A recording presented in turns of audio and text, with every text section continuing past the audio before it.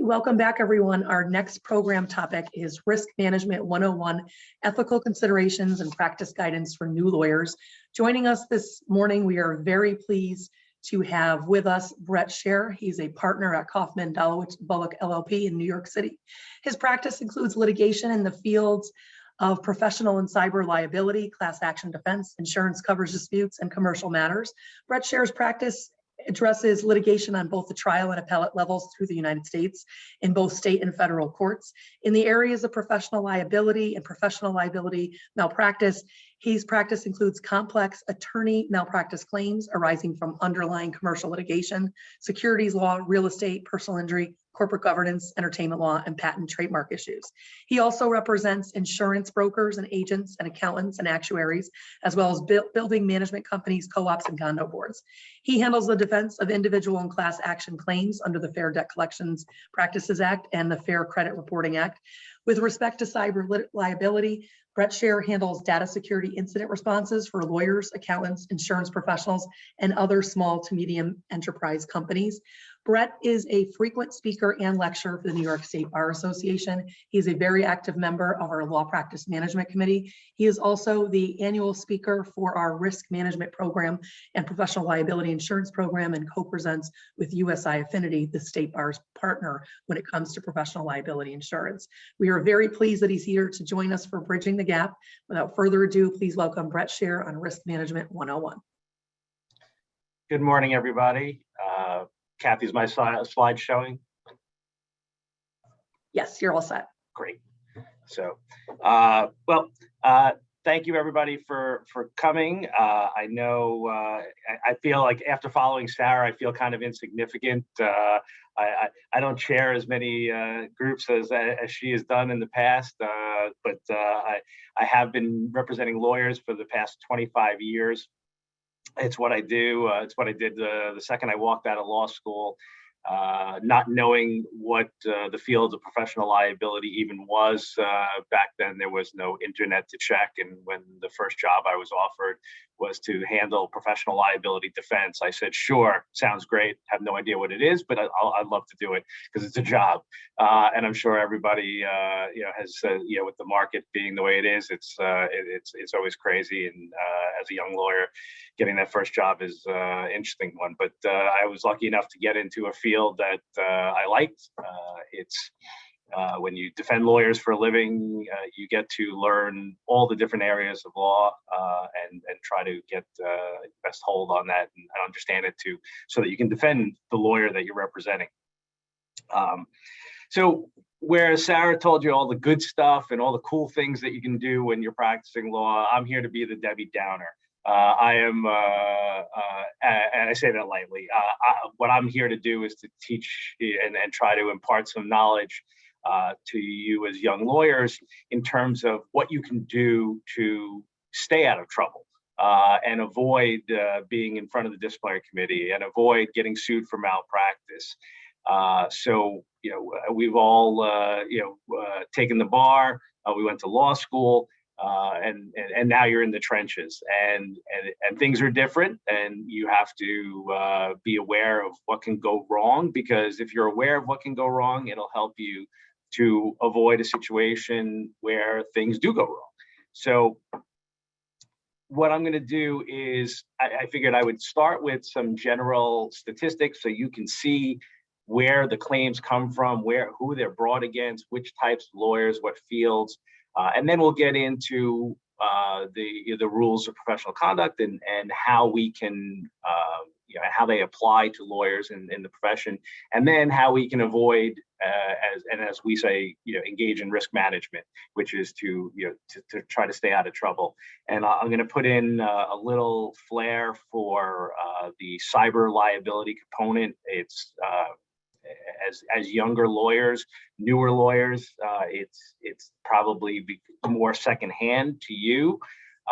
But it's an issue and a problem that has been dominating the legal industry over the past probably 5 to 7 years, which is, it doesn't have to do with how good of a lawyer you are anymore to avoid those type of claims. It has to do with how good are you at avoiding cyber liability. And for those of you who have that good base knowledge and have avoided the ransomware, the malware aspects in your everyday life on your Outlook account and your Google accounts, you've done a good job, and you probably prepped yourself in the first layer and line of protection against a claim like this. So with that, let's get into what type of errors are out there. So as you see from the pie chart, there's over half of the malpractice claims arise from a substantive error, which is to be expected. But you would think that number would probably be even higher. That hey, are most malpractice claims brought by clients where the lawyers just screwed it up, made a mistake, did something. But you'll see that almost a quarter of claims now are administrative errors, and that is things like calendaring, missing a deadline, failing to file something on time, and then what that number is creeping up because that administrative error is now also including the cyber liability claims, which is claims that you in some aspects have no control over, because it could be something that's handled by your administrative staff. It could be something that you've done yourself, but it is, the cyber liability claims are being brought against the lawyers because the lawyers are seen as the last line of defense, and we can talk about how the courts. All these claims involving cyber liability are very new, and there's not a lot of case law. No one wants to be the test case, and no one wants to be out there saying, no, it's not my fault, it's this person's fault or that person's fault, it's the bank's fault, and just so you know, the banks are never at fault. It's very hard when we're dealing with a situation with a wire fraud or a check cashing scheme. It's very hard to rope the banks in on a liability basis. The courts all have come to this.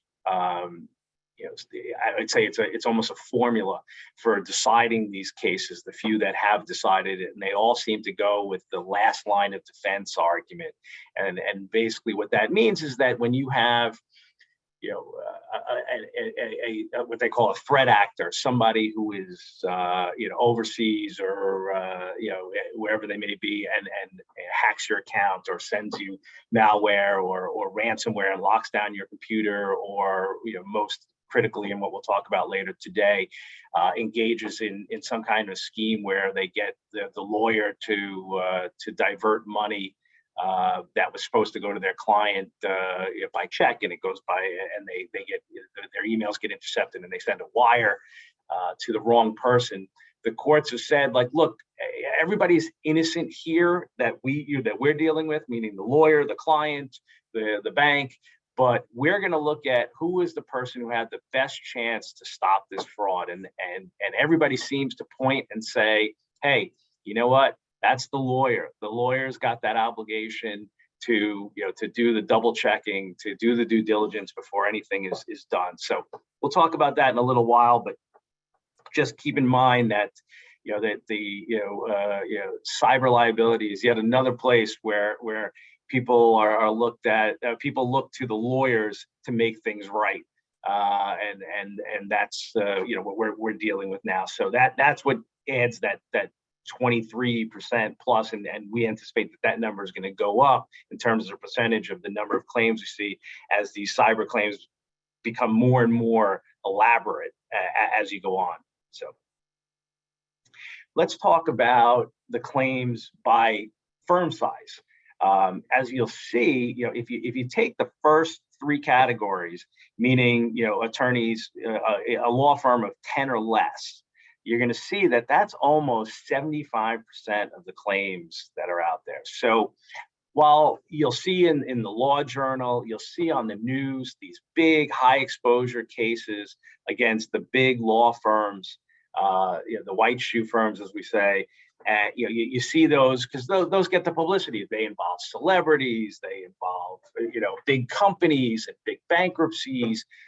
But if you look in terms of the claims percentage, 5%, for the big law firms. So it's not there. The severity is often, quite large, and as opposed to, a claim that could be in the hundreds of thousands, tens of thousands, or even low millions for a smaller claim, a smaller law firm. Those they just represent a smaller percentage of the claims that are out there. So if you're practicing in a small to mid-sized firm, you are the most at risk for a malpractice claim. So and as we'll talk about later, how do you protect, what's the ultimate way to protect yourself against that? And that is making sure that you have insurance. Malpractice insurance is key. So we'll get into that in a little while.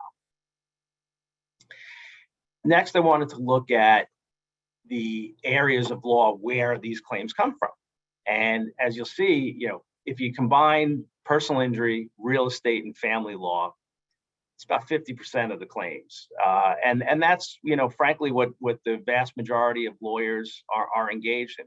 There's not many, especially younger attorneys, there's not many attorneys that, end up in a situation where they're coming straight out of law school and they're handling patent and trademark claims on their own. And or sophisticated business transactions, which are, as you see, are the smaller number in terms of percentage.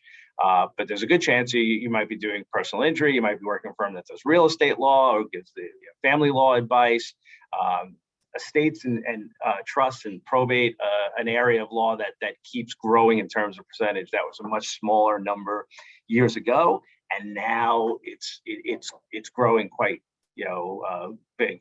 The interesting statistic there is, if you look at criminal claims, and it's not a big percentage, it's 5.6%, but being a criminal defense attorney is probably one of the best areas to be in to avoid a malpractice claim. The good news is, well, I'll start with the bad news. The bad news is you're still seeing 5% of the claims are being brought against criminal attorneys. The good news is that almost all of them are defensible.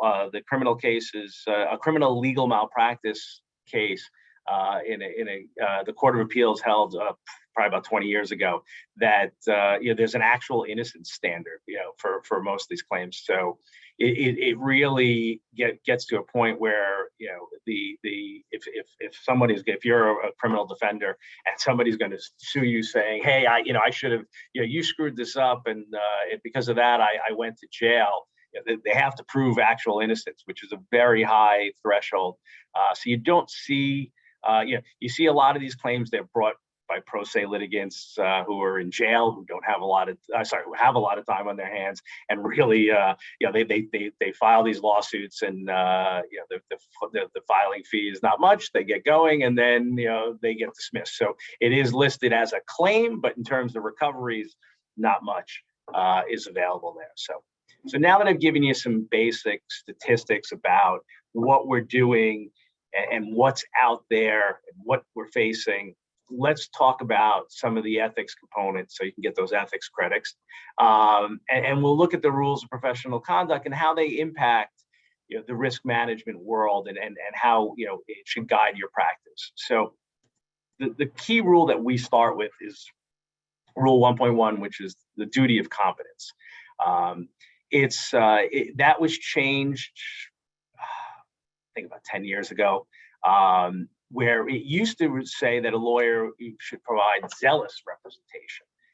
And the rules were changed because the word zealous, tended to give some lawyers free rein to do more than was appropriate. And they under the guise of being a zealous advocate, they rose to the level of almost unprofessional conduct because they, excluded good behavior, cordiality in the courts, and potentially even truthfulness by becoming overzealous. So the standard is now to provide competent representation, and I always laugh, and it's because I'm a risk manager, so I laugh at anything, but the word competence, if you look in the dictionary, I don't know if I would want, if somebody's saying, who's the best lawyer for this job? If somebody said, well, use Brett, he's competent.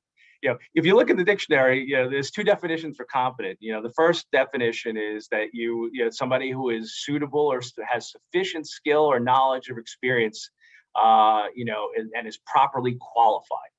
Okay, I like that. I think that does. The second definition of competence is adequate, but not exceptional.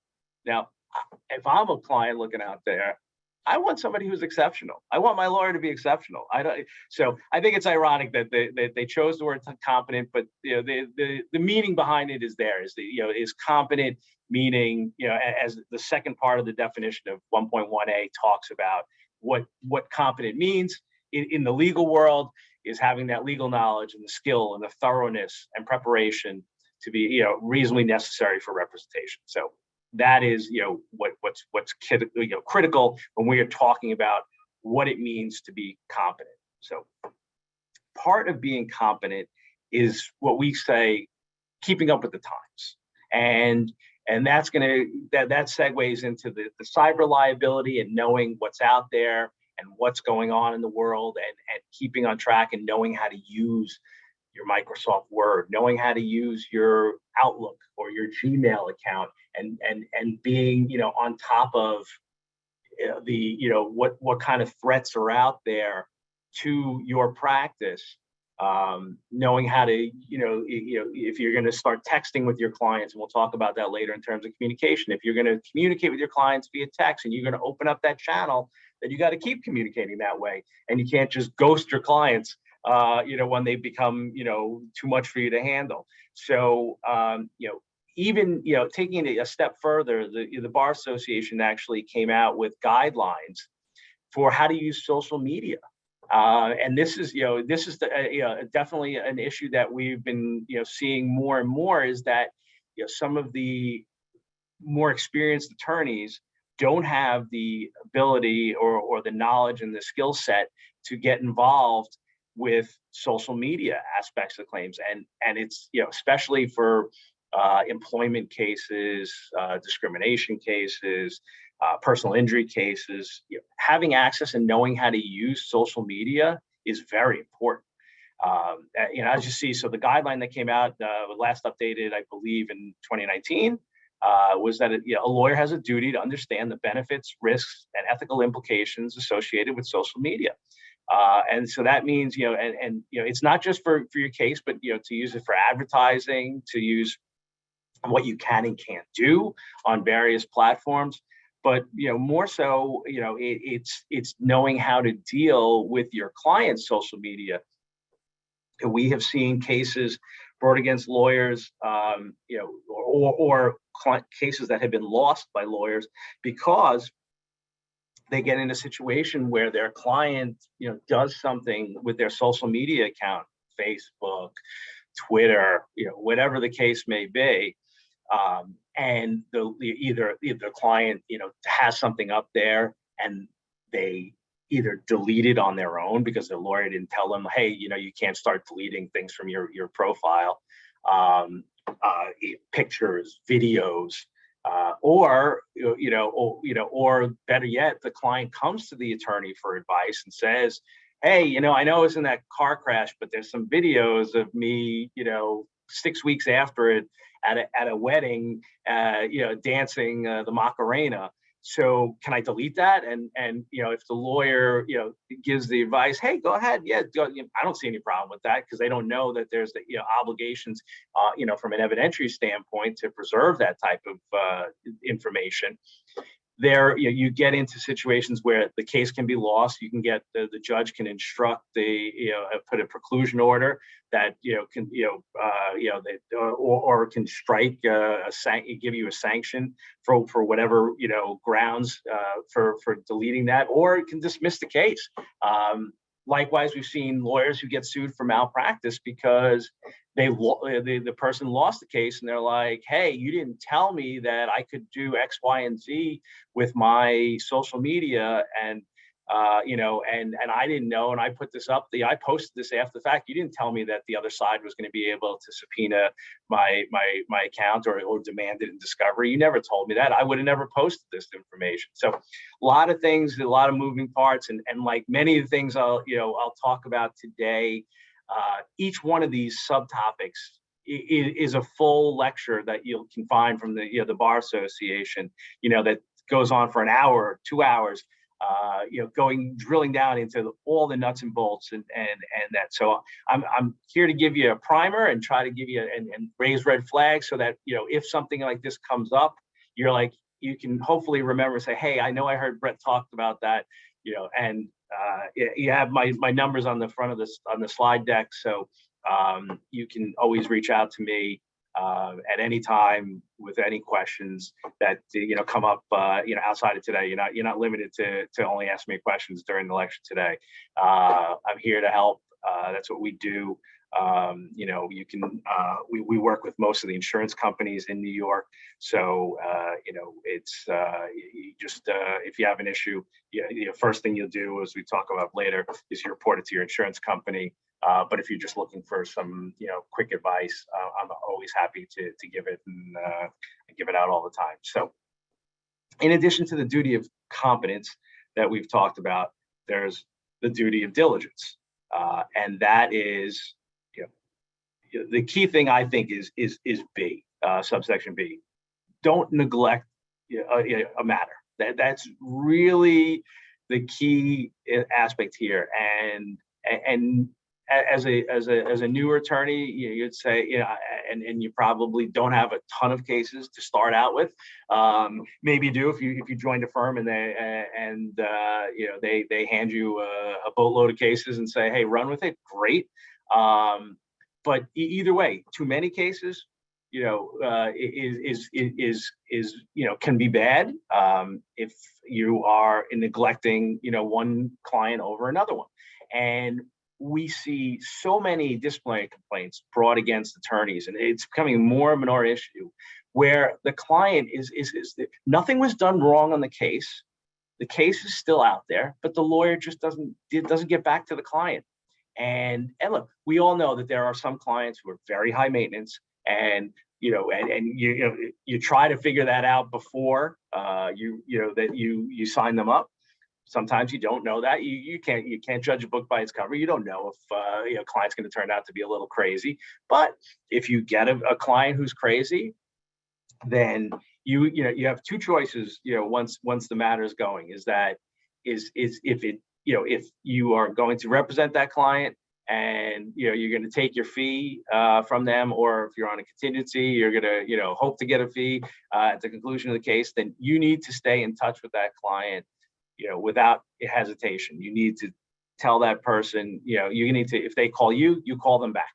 And even if, even if it's it's a simple question that can be answered by a member of your staff, have a member of your staff call the attorney back, call the client back. And if the client says, no, I need to speak with the attorney, have the staff member relay that message back to you, then you contact them.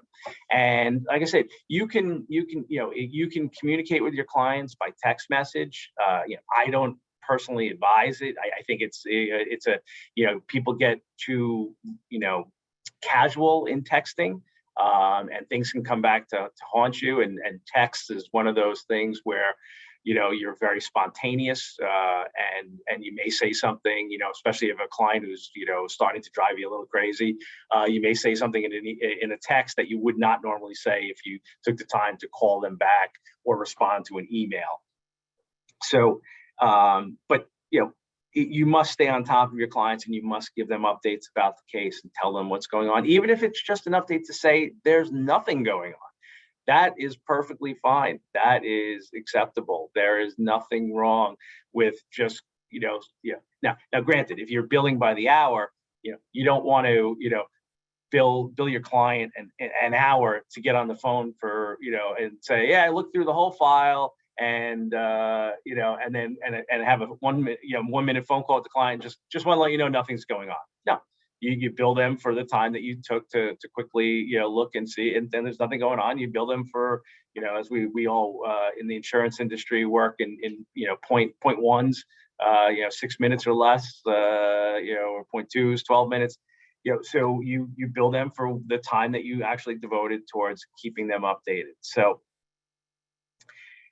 now that you know that you've got to be competent, you've got to be diligent, let's talk about how do you represent a client competently and diligently. And I think the first place that starts from, and the first step in risk management, is really getting to choosing your cases and choosing your clients. Because you are as a lawyer, you choose your clients. Yes, we all want clients, and we want a lot of clients because we want to do it. That's why we went to law school, because we want to represent people. We want to practice law. But there are going to be times where there are cases that you, as much as it hurts, you want to say no.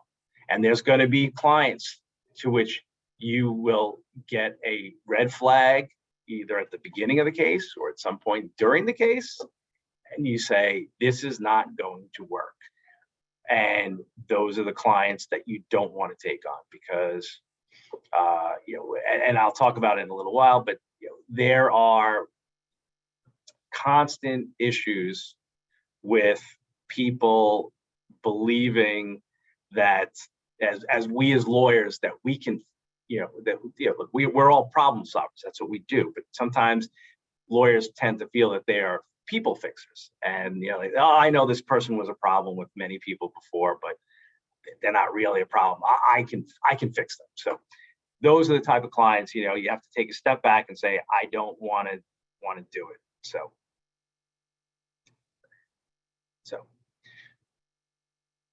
sorry, looks like my slide deck's a little out of order.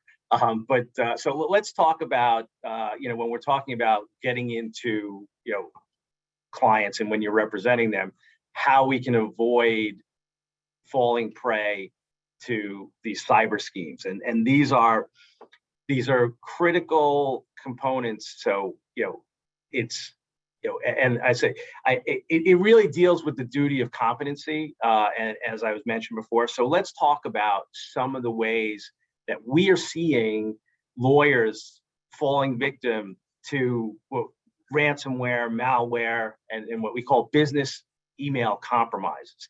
And that's the fancy way of saying, hey, something happened with your email system, and it was compromised. So that's the legal technical way.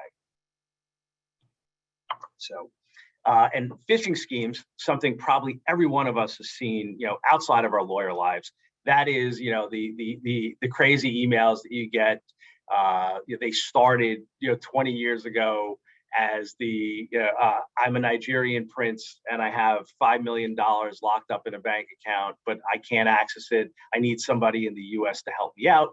If you just send me $5,000, I will, I will be happy to share my wealth with you. That's the, what everybody thinks of as the old, phishing scheme. And it's like, click on this link, do that, do this. And that, hence the name phishing. It's, they're throwing something out there, see what sticks and do it. So there's different types of cyber liability claims that we see facing lawyers across the board, big firm, small firm, solo practitioner. The first thing is just an out and out hack, which is where you have bad actors, threat actors who are out there and are just constantly trying to access systems of law firms, of banks, of financial advisors. And people think, well, I'm just a small law firm. Why would they want my business? Why would they want to get into my systems? And the reason they want to get into your system is because they know as lawyers that if you're doing personal injury, then you've got medical records, you've got social security numbers, you have credit card information potentially. Same thing for real estate attorneys. You're doing closings, so you have deeds that they try to intercept, and more importantly, for real estate transactional attorneys, is they know that there's money coming through your escrow account. Whether you're the buyer, the seller, they know that there's money that's going to be in there for these sales. If you're a bank attorney, same thing, handling a closing. So with all these factors out there, they know that you are the ones with the money. So if you're the one with the money, they're going after your account, and there isn't this, the days of a hack to just go after a law firm because they, maybe they're handling a massive merger and there's inside information that could be obtained. That's not what the hackers are looking for. They believe me, they will. They will try to get it, but it's much more lucrative for them to steal the proceeds. Do a couple of emails, get into the system, and intercept. You're handling a closing for a house that's selling, in these days in New York, selling for $1 million. I'm sure that's not crazy. That's, so if you've got, a couple $100,000 running through your escrow account for a down payment or part of the sale proceeds for these houses that are selling, and you're caused to misdirect it, there's big problems. And they know that's money, that they get it, and that money is gone. The second it gets misdirected, it's gone. So, and that's the second thing I have listed there, which is misdirection of escrow funds. And like, we see that every day. I represent lawyers every day dealing with issues with a closing that's gone bad because the lawyers, and it doesn't have to necessarily be the lawyer's email account that was hacked. It could be any of the players. And what do? The hackers come in and they will either imitate the lawyer. They can do it, and they pick up on the emails, and their level of sophistication is way more than it used to be. These hackers are out there, and what they are doing is they are literally looking. If they get access to somebody's email, whether it's a title insurance company, whether it's a bank, whether it's the lawyer, the law firm, or even the clients, and they see. They have bots that will go in and search every email in there, looking for words like closings, looking for social security numbers, the 9-digit, 8-digit, 9-digit, sequence for what could be a social security number. They look for what could be credit card numbers and CVV numbers. So what they do is that once they have access to somebody's account and they find word, or like great word, closing, they see the word closing, they go in and now they start pulling all the emails having to do with the closing. They see, hey, lawyer X is doing a closing for somebody on such and such a date. And what do they do at that point? That's where the scheme begins. And so they're like, okay, I'm going to imitate either the lawyer handling the closing, I'm going to handle either the title company, and somewhere along the way, the email address changes, and it could be, for using me as an example, my email is bscher at kdvlaw.com, and what they will do is they will come up with something. It's harder when the domain is my law firm, but for someone who uses like a Gmail account, they'll change. If it was bscher at gmail.com, they'll change it to bscher, but the 3, the E will be a 3 or something along those lines. Something small, make it bscher1 at gmail.com.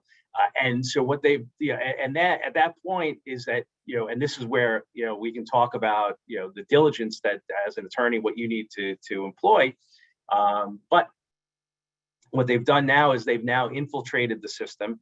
They will now start blocking the emails that are supposed to go to the intended recipient, intercept them, and then send out their own. And all of a sudden, whereas you had an instruction from your client, hey, to wire my money to this bank account, all of a sudden the lawyer gets an email that says, hey, I had to change banks. Can you, wire it to this account? And it's a Bank of America account, and it has an account number and an ABA routing number. So you're like, okay, and the lawyer does it. And, next thing you know, the client's calling, 3 days later, says, where's my wire transfer? And your response as a lawyer is, I sent it. And next thing you know, your local law enforcement and the FBI are involved. It's that, it's that crazy. Another area we're seeing, this is, and COVID took a big, it was a big booster for this one, is fraudulent court notices. We get notifications in the email saying, hey, your case such and such is on for a conference, click here. to log in, or input your credentials, or what have you. So, that is, and that's just exploiting, what these hackers know, which is that a lot of courts are operating remotely right now, and they will send a Teams invite, or they will send a Zoom link. And so you need to make sure that the recipient, that the sender is the correct person, and that what you're clicking on, what purports to be a link to that court session, is not a link to malware that's going to load onto your computer and shut you down. So we're also seeing people imitating Monster and Indeed, all the job posting sites, again saying, hey, somebody's interested in your in your listing, click here for their resume. So if it doesn't come from the company, if you didn't put a listing out there, then obviously don't click on it. But if you did put a listing out there, certainly make sure that this came from the company that you're using. Another area that we see, and this is not just lawyers, but everybody across the board, is what purports to be the Good Samaritan company writing to you and saying, hey, just wanted to let you know, this is Bank of America, this is Netflix, this is LinkedIn. Somebody tried to access your account from such and such a place.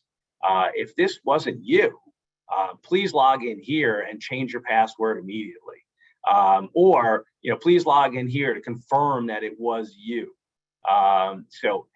That's exploiting what several companies do use as a legitimate purpose. For example, I believe Netflix will, if you log on from a place where or a device that you haven't used before, they'll send you an email saying, hey, just want to let you know somebody logged in, in New York, New York. And look, if you used your Netflix account 5 minutes ago and logged in on your phone because you're on vacation or what have you from that location, you're like, yeah, great, okay, that's fine. But they're not going to tell you click here to confirm that it was really you. And even if you deal with a company who still does that, what I would recommend is that you go to the company's direct website. Don't use the link that they have in there, and go log into your account, and you'll have the same ability to see the same type of activity that was on your account by logging in directly. So look, quick rule of thumb is anytime you get anything that says click here to confirm that you did change your password, you didn't change your password, don't do it. Just go directly to the website. And if you have to change your password, the first thing that's going to tell you when you log onto your website is you need to change your password. That because there was some type of somebody tried to do a hack or something, and tried too many times logging into your account incorrectly. And if you're like me, and you change your password often, and then you forget what you changed it to, you have to log in anyway and change your password, because you try to keep up with the times and try to keep rotating passwords to avoid getting hacked, and then you forget your password. But happens to the best of us. So the last thing I have in there is the email with an incoming fax notification. That has kind of gone the way of the dodo bird, as they say. It used to be, when there was a lot more heavy use of fax, you had clients who didn't want to do a transition, and so they were still using faxes, but companies would receive them. eFax was the company that did it a lot. Receive a fax, and it would and then send you an email saying you have a fax, click here. So you don't want to use that anymore, and really it's not much of being on our radar anymore. So as I was saying, what can we do to avoid cyber attacks? So, the first thing, and I can't emphasize it enough, is use your common sense. If it looks funny, smells funny, there's probably an issue. Keep your head up. Always keep look at things, and if something doesn't seem right, then it probably isn't. So some basic things that you want to do: avoid clicking on links in emails. Look, there are obviously legitimate purposes and legitimate times where you're going to get an email that you have to click on a link. But for example, if you get a link, and we see it here at our office, and we have virus software, malware software, which and spam filters that cut out most of this stuff. But we every once in a while want to get through and we see it. But our attorneys and our staff are trained not to do it. But you get a link that appears to be from someone in your own organization that says, hey, that document you asked for is ready for review, or here's here's the invoice that you were looking at, or here's the memo that you asked for. And so the first thing is to literally say to yourself, did I ask for this? I don't remember. What document? So way to get around that, avoid the way to avoid it is, as I put there, make sure that your firm or you yourself has the most up-to-date spam filters, malware detectors, and antivirus software. You also, as I put down later, verify with a phone call. If somebody in your organization supposedly sent you something for review and you didn't ask for it, of course, call them. Jane, Bob, did you send this to me? Yeah, very easy way to nip it in the bud and any potential threat to your firm or to your practice. So another great tip that a lot of people don't realize is available is when you get an email, if you hover your mouse over the sender, it will tell you. And look, this is not 100% bulletproof because there are hackers out there that can actually spoof your email address and tell you that and make it look like it's coming from the email address that they're saying it's coming from, even though what's called spoofing. But it is, a lot of hackers are very lazy, and if you just go ahead and hover over it, an email that purports to be on your screen, it says B. Scher at KDB Law, or from Brett, and you hover over it, all of a sudden it's from user one at 0005 dot xxx dot this. So that's a quick way to just do a quick check. Doesn't take any time, and right there you might find out, hey, look, this is not an email from Netflix. This is not an email from Bank of America or whoever. So that's an easy and quick way that you can try to avoid these type of issues. As I said, calls. That is when I was talking before about these wire transfer for fraud schemes.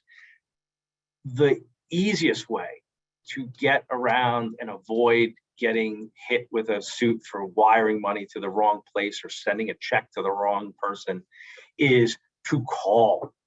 If you get an email from your client or purports to be from your client saying, I want to change the destination, I wanted a check before for my closing, but now I want you to wire it to this account, or I want you to change it from this account to that account, whatever it is, get on the phone with your client and call them.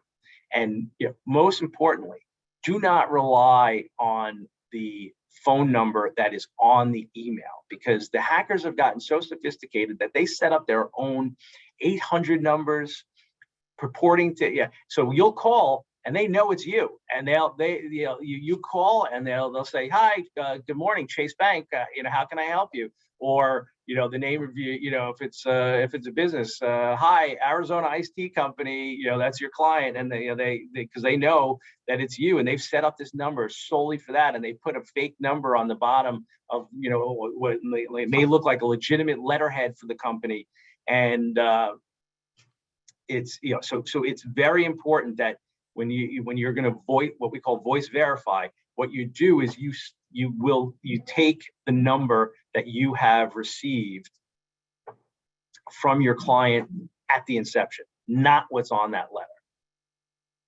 So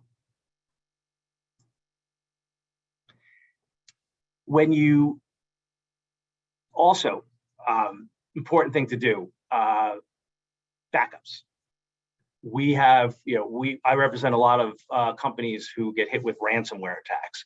And it is night and day between the company that has full scale backups and then the companies that don't. Because with a company that has a full scale backup or backup at least of their email and critical, data, that if they get hit with a ransomware attack, yeah, they're still dealing with the threat of a threat actor who's going to release their information, because that's what the threat actors will do. They'll say, hey, we're holding all your stuff hostage. If you want it back, you're going to pay us X, and if you don't pay us, we're going to release it to the into the public. And look, for some people, the information that they may obtain is not critical to the organization, but a lot of times, if they lock down your email system, it's going to be a big problem if you don't have a backup system that lets you go back to that point in time, whatever it is, 6 hours before your system was locked down, and you can restore from that point. And I said, when I have clients who are in that position of having full scale backups, it's fantastic, because it makes the negotiations with the threat actors a lot easier, because we can say, look, our systems are back up and running, as you can see, but and so sometimes the threat actors will just go away at that point. Others will say, well, we're going to release your information onto the dark web if you don't. And so depending on the nature of the business, as a law firm, yeah, you don't want that information, because if you have your client's personal information available, that you've gotten accumulated over the years, social security numbers, stuff like that, yeah, you're going to probably end up having to pay to get that back. But the backup systems are key, because that lets you at least keep practicing law. We've had instances of insurance companies who were essentially shut down for weeks because they could not get past a ransomware attack. Companies that have gone out of business. There was actually an article a few weeks ago, and I may be butchering the facts, but it was a historical college that had been around for like 100 years, and they got hit with a massive ransomware attack, and they could not get their systems up and running in time for admissions, which is ongoing right now. And they announced that they'd have to, I'm sure this was kind of the icing on the cake. They were probably having other issues, but not being able to admit a student during the critical time, it basically caused them to shut down. So it's a real threat. So with that, I'm going to jump into, this is just, and it's in the materials, it is just some of the general email subject lines that you'll see out there, and they're emails that have malware, that have ransomware, so and viruses. So if you see emails that have this kind of thing and you're not expecting it, I'm sure everyone has seen the UPS or FedEx, like, hey, we're trying to deliver a package to you, and click here, you weren't available to receive it. It's not the way it works with UPS and FedEx, unless you have an account with them. And then, I especially have noticed, and maybe other people have too, like FedEx used to have a signature requirement for a lot of stuff. And since COVID, I know my FedEx delivery personally, the FedEx delivery drivers that come to my house, despite the fact that I'm telling everybody, oh, the FedEx is coming today, you got to make sure somebody's there to sign for it, they just dump it on my on the front porch. They have no interest in getting signatures. So any emails like that should raise a red flag. So these are there. You can take a look at them, and it's just some general pointers. So let's jump back into, now that I've given you a little side tour on cyber, let's get into what you can do to avoid getting sued, and avoid being in front of the disciplinary committee. And as I started to talk about before, that starts with case selection. Pick your cases wisely. Don't be desperate. Don't especially when hey, look, if you're starting out and you're on your own, of course you get an opportunity, you want to take it. Just make sure that is a case that you are equipped to handle. And the first thing, pointers, don't take a case that's too big for you. It's great if somebody walks in the door and says, hey, I've got this, a multi-million-dollar class action that I want to bring. And, now that you've graduated from law school, I'd love you to handle it for me. You know what? Probably not the case that you have the resources, time, or money to handle as a new attorney.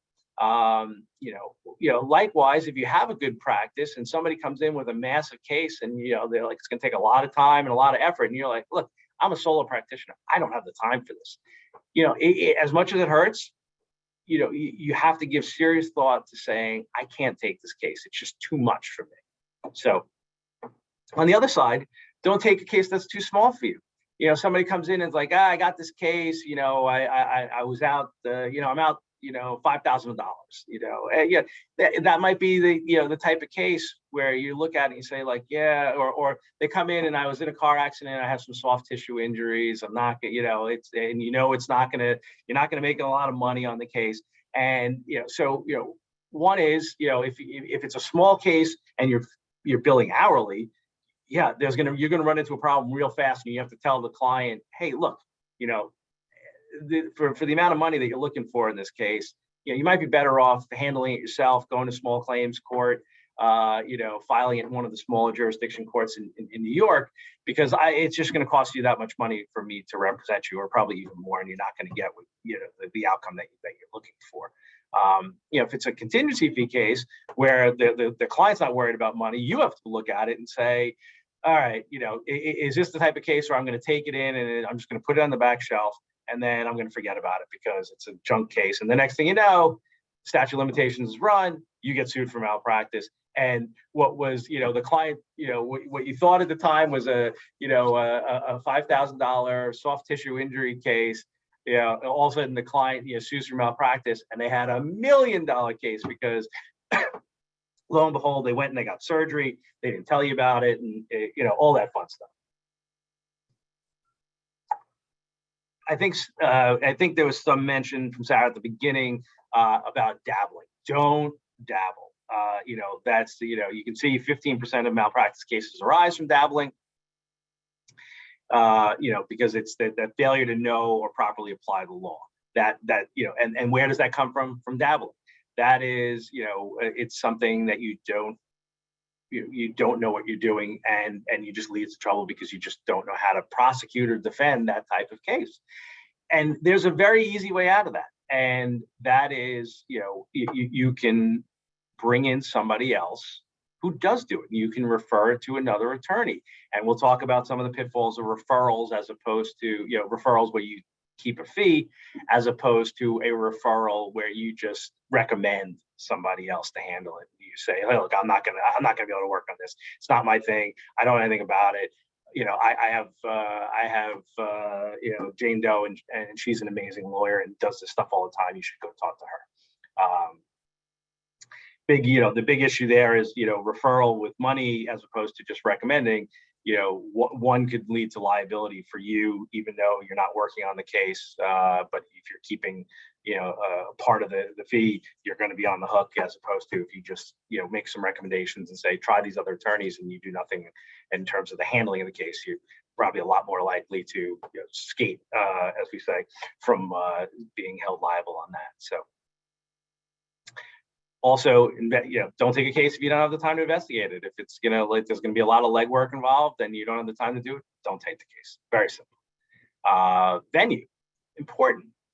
If you're not familiar with the venue where the case is pending, don't just jump in. If you haven't practiced in federal court and you get a new federal court case, you're probably better off, letting somebody else doing it and you joining inside, working side by side, so you can get a feel. Federal courts are a different beast than the state courts, and different states have different courts. There's always the option of pro hocking in.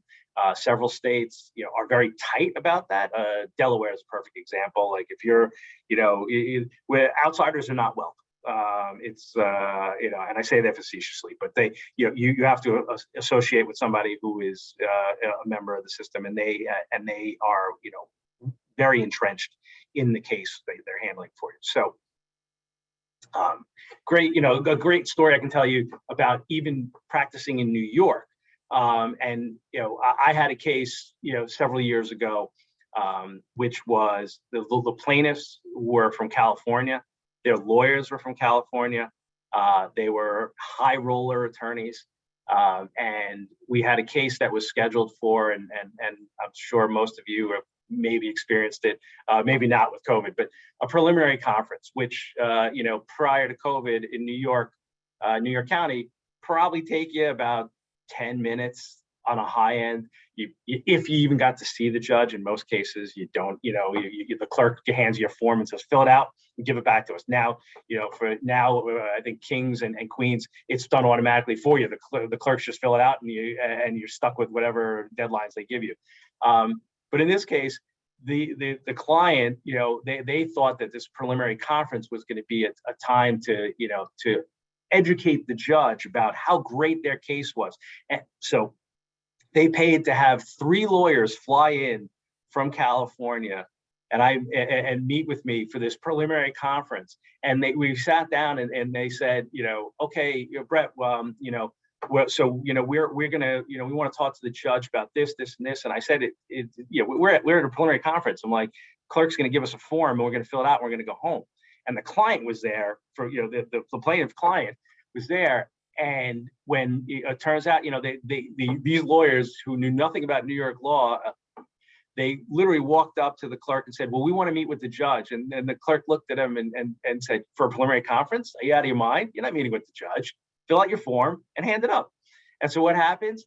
The client, we walk out, we fill out the form, we're there for 5 minutes, and it gets completed, and we walk out. And as I turn the corner, I hear, from behind me, the client lambasting the lawyers for the fact that he flew 3 of them out first class from California for this, and how did they not know that this was, that the judge wasn't going to see it? And it was enjoyable, and lo and behold, a few weeks later, those lawyers were terminated. So and they got somebody local in New York. So just a little story to let you know what it's really, it's important to know the venue that you're practicing. So some other pointers: beware of cases that other attorneys have rejected, and especially cases where the lawyer, a prior lawyer, has been discharged or fired. If you're coming in and you're the 3rd, 4th, even the 2nd attorney on the case, you need to do your homework first. You need to find out, ask the client, face to face, why are you switching attorneys? And then, on top of that, almost every case now is electronically filed.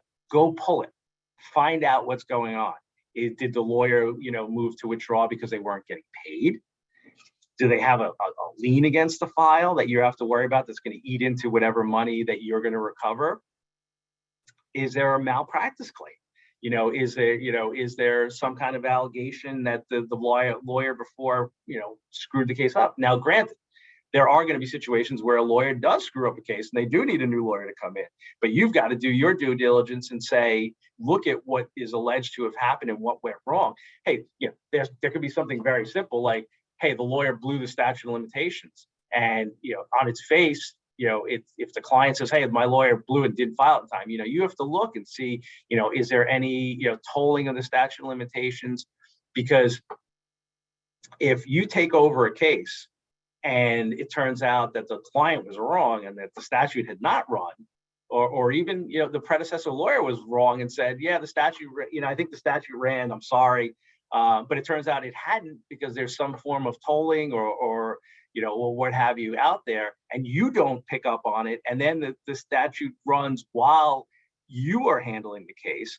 Not only are you potentially liable to the plaintiff, or the client for screwing up the case, you're also going to be, as a third partied in, if the client does go after the first lawyer for malpractice. And the law that the defense, because I know that's what I would do if I was the defense lawyer, and that's why I represent lawyers. I'd say, hey, look, you had you new lawyer had a chance to remedy the malpractice of my blowing the statute of limitations, and you didn't do it. So I can't be liable, and that's that the law in New York is very firm about that. Is that if a successor attorney has the ability to remedy an attorney's negligence and doesn't do it, the original attorney gets off the hook. It's a nice little way out. That doesn't happen often, but we do have it as a remedy. So as I was talking about before, don't accept the client with unreasonable expectations. If you're not going to be able to control those expectations. If they come in with wild aspirations, you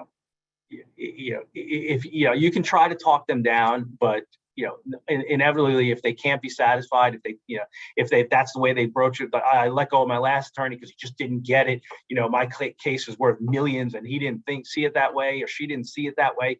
You really got to look at that, because if the client is, if they have unreasonable expectations, you're not going to be able to satisfy them, and then they're going to be dissatisfied, and they're going to sue you for malpractice. So, also, don't accept the client with wrong motivation. If they're out for blood, or revenge, that is not going to be, most clients want, they want damages. They want, if they want the status quo to be restored, whatever it is. But if they're out for blood, it's not going to end well, because they're going to spend a lot of money, and even the most well-to-do clients, at some point in time, that light switch flips, and they say, I paid you $100,000 and I've gotten nothing out of this, and you're like, but you wanted me to extract blood, and I've done that. I made the other side pay $200,000 in legal fees to defend these claims. We filed motions, and now they have to do depositions, and we're torturing them. Yeah, it inevitably runs out. So, another pointer: don't accept a client that can't afford you. Very simple. If you have a client, now granted, this doesn't apply if you are talking about a contingency relationship. If you're handling a personal injury claim and you're on a contingency basis, yeah, that's a different ballgame. But I'm talking about the clients who come to you and they want you to handle some transaction or something and they said, Brett, I'd love to retain you, but I really don't, I can't do it. Can you cut your fee down? Can you cut your hourly rate? And look, you can be a little flexible, but if they're telling you, like, I can't come up, if you say, look, I need a $10,000 retainer, and they're like, I don't have $10,000. What do you think is going to happen the first time that you send them a bill? I mean, that's the reality. It's like the first time you send them a bill, they're going to be like, oh, I can't pay this. Because if they couldn't pay you the retainer, they're not going to be able to pay the bill. So keep that in mind, because it's not going to end well if your client can't afford it. It's so. And even on contingency cases, keep in mind, your agreement needs to be ironclad as the lawyer as to who is going to handle expenses like experts, deposition transcripts, and appeals. Are you responsible for prosecuting an appeal? Because appeals are very expensive. Getting a printer or getting the amount of briefs circulated and doing it. Some lawyers are able to do it in-house, but for the most part, the appellate division likes a nice bound volume or electronic version with hyperlinks and all that fun stuff. So, important to lay it out very clearly for the client up front. Okay, what am I doing? What am I responsible for, and what are you responsible for? And just like any other business, stay away from family and friends. They want to be treated like gold.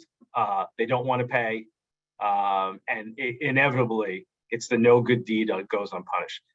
With that saying, I'm not saying that if your mother or father or brother or sister is in need of legal help, and they come to you and you say, nope, I don't represent family. Different ball game. But the cousins and the uncles and the aunts and the great uncles and great aunts, they need you to just handle something for them. And can you do it as a favor? Inevitably, it ends well. So, moving from having, from selecting your clients, let's talk about some of the pitfalls. And the most important pitfall is conflicts of interest. So, when you have, lawyers get hit with conflict claims all the time. It's one of the biggest motivators of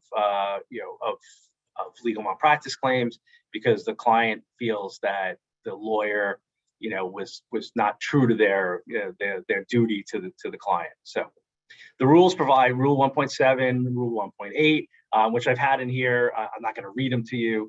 And like I said, conflicts of interest is one of those areas that we could spend an entire day going through potential conflicts. Is this a conflict? Is that a conflict? And what to do about it?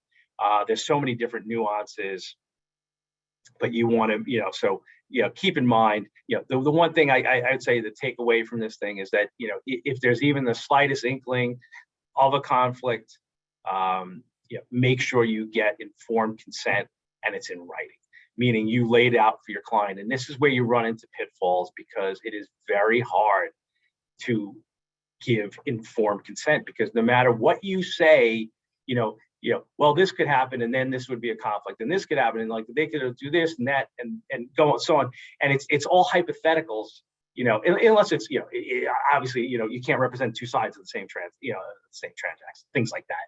You can't represent two companies that are suing each other, but there are all these nuances that and people try, and lawyers try to get around it by saying, well, I told them that this was we had a conflict, but that they understood that I would do this or that.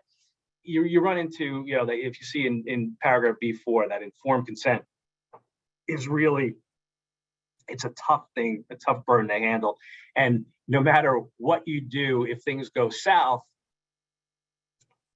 the client is always going to say, I was not informed properly. You may have informed me of stuff. You told me that X, Y, and Z could happen, but you didn't tell me that A, B, and C could happen. So there's so many problems. Another rule of thumb, which is rule 1.8, is don't go into business with your client. It is, it's just not a good way. It can be done. As you see, like the last line again is informed consent. But it's also important that you have to tell them that they have to go, which is subsection 2. They've also got to consult with another attorney to do it. So it can be done. We do have lawyers, and I can tell you a tale of woe. And this is when I was a young attorney, I worked on a case where the lawyers had gone into business with their client. They were young lawyers and young inventors. Both straight out of law school. The lawyers had started their own firm.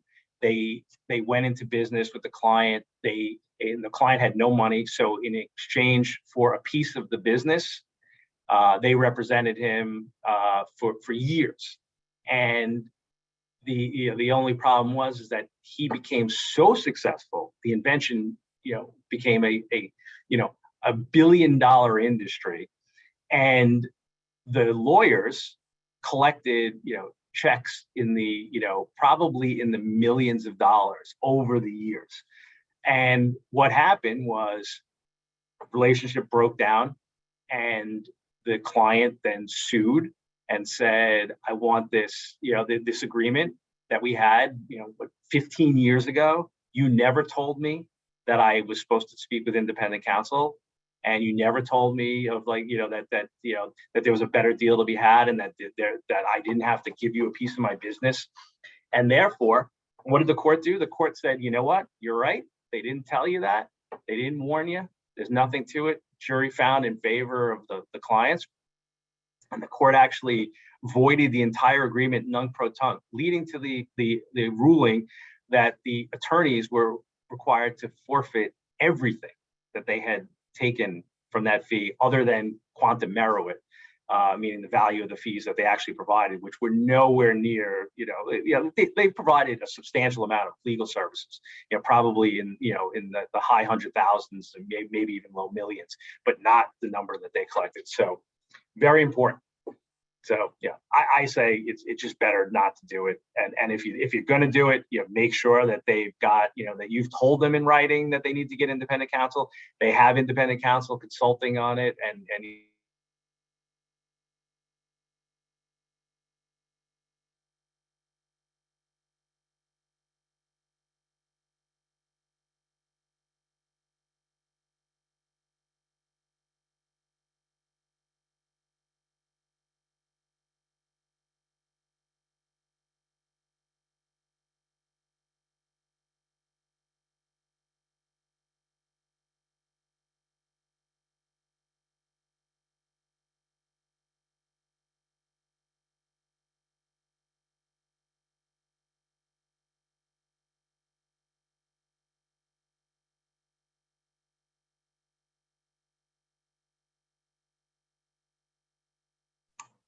Kathy, it looks like we lost Brett for a minute.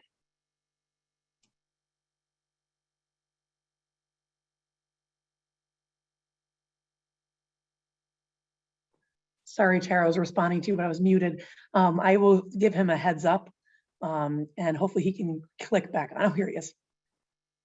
I'm just going to make him a co-host again.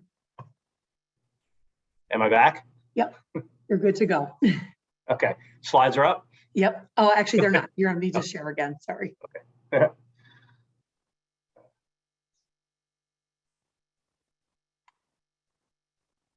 We good? Great. All right. So even the most technologically capable attorneys like myself, what can I say? Sorry. I apologize for that. We're back up.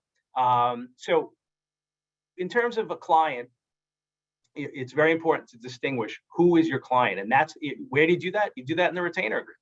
Make sure it lays out exactly who you are representing and nobody else. So when you bring in another way to avoid it, conflict checks. It's very important to say that when you're running your conflict check, you need to be capable of knowing who are the firm's existing client, who are your existing clients, and who are you going to be representing, and who are the adverse parties in the case. And you need to keep track of that. And you'll see, the ethical rules require you to, the rules of professional conduct require you to, go ahead and run a conflict when you start a case, when new parties are added to the case, if you're going to issue a subpoena, and when you hire new people. If you bring over somebody, who has business or has worked at a firm that was adverse to you or a company that was adverse to you, you need to, run that through. You need to, every time there's a conflict check done, it's got to be done, it's got to be done properly. As I indicated before, just like when you're doing a business relationship, if there are conflicts, some can be waived. It's very hard to do it, but it can be done. So you can do that. Another way to avoid claims, keeping in touch, with your client.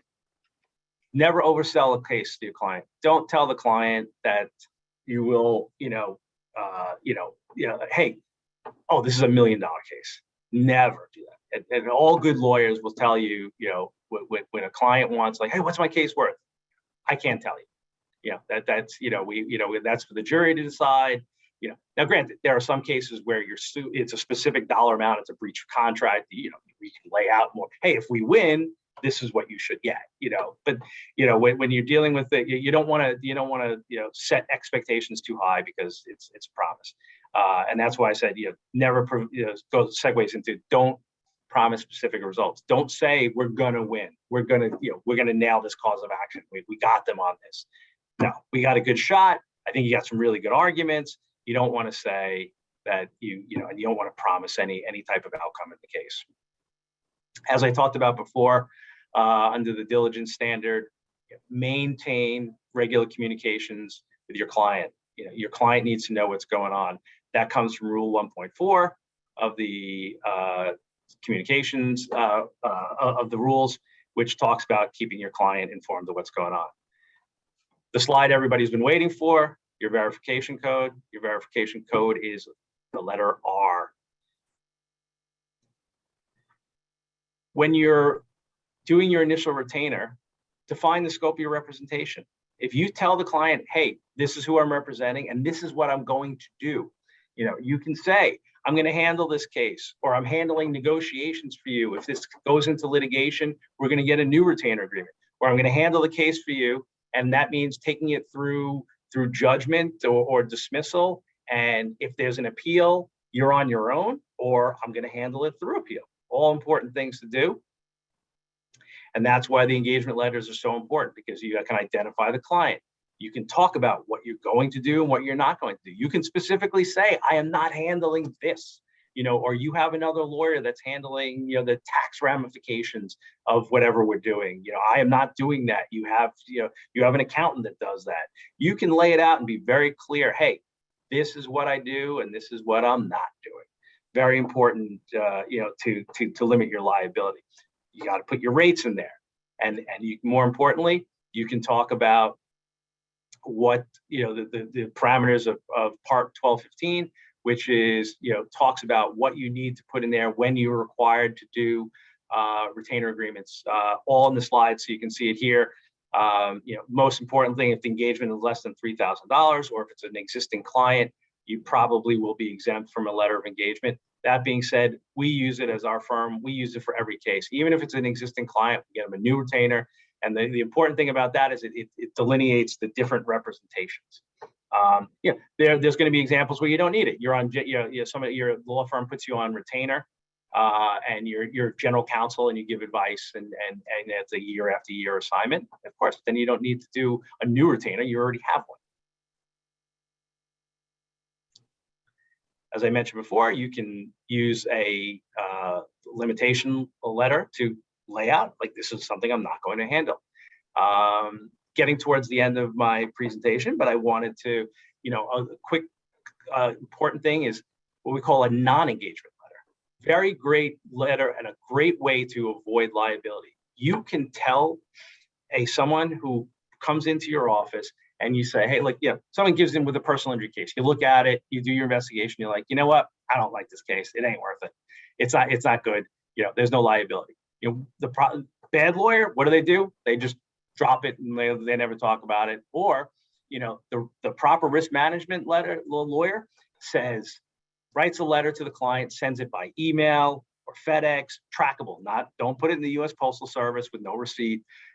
So you can, you call the client and say, hey, look, I looked at it. It's not going to be a case we can handle.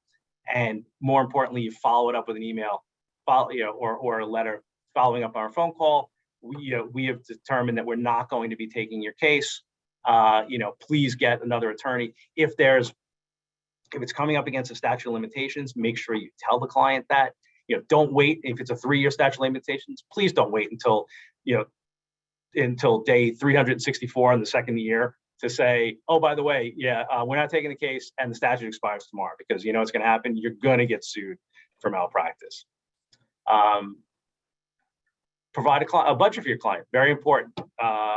Managing the expectations. So obviously not necessary for a contingency fee case, but it is important for a case where you're billing by the hour. This way, if you tell the client, hey, look, I can do this. I think this is what it's going to cost. And look, there's no shame in going back to a client and saying, look, the other side is crazy and we're doing way more stuff than we did. Or, there's way more documents than you told me originally. I have to update my budget, but here's what it is. Because at that point, the client can't say, I was surprised. If you tell them, like, I need a new budget, this is what it's going to cost approximately, no one's going to hold you to that dollar unless you engage in a flat fee arrangement. But, that is something that you can control. Provide a timeline for your client. Tell them, this is what it's going to be due. New York courts right now, especially with COVID, are exceptionally slow. Appellate courts, the second department is looking at somewhere between 1.5 years to 2 years to decide an appeal from the time of from the notice of appeal. So, clients need to know, like, look, it's going, if we do an appeal, it's going to be 2 years before you hear anything. So very important. Explain your costs. Don't just send your client a bill. Be like, pay this. If they're paying expenses, just itemize it. Tell them what it is. Hey, this is a bill from the court reporter. For this much, I looked at it. The bill looks fair. It's from the court reporting services. Please pay it. If you're going to withdraw, if the representation breaks down, very important to make sure that you do it appropriately. In New York, it's by order to show cause. You file your motion. Very great risk management technique. If you file an order to show cause and withdraw from the case, and you get the court to set a charging lien against the file, meaning, hey, my client owes me X amount of dollars, and the court does it, and it's not opposed, you will preclude a malpractice claim against you, because little known trick, well, not so little anymore, because everybody, the plaintiff's lawyers know about it, and they'll always tell their clients not to, to fight a charging lien. But if you have that lien, the court, implicit in a ruling that a charging lien is granted, meaning you're entitled to a fee, that means implicitly the court's ruling that you're entitled to a fee means that you did not commit malpractice, because you cannot collect the fee if you commit malpractice. So with that, I think I am out of time. So I see one chat question.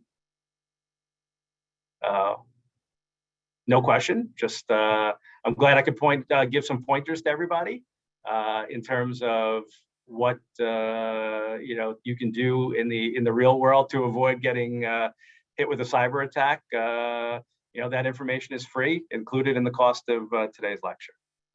Thank you very much, Brett. If you want to conclude with any words of advice to newly admitted attorneys, we can close it out. Sure. My word of advice to you is don't be afraid to ask to people who have been practicing.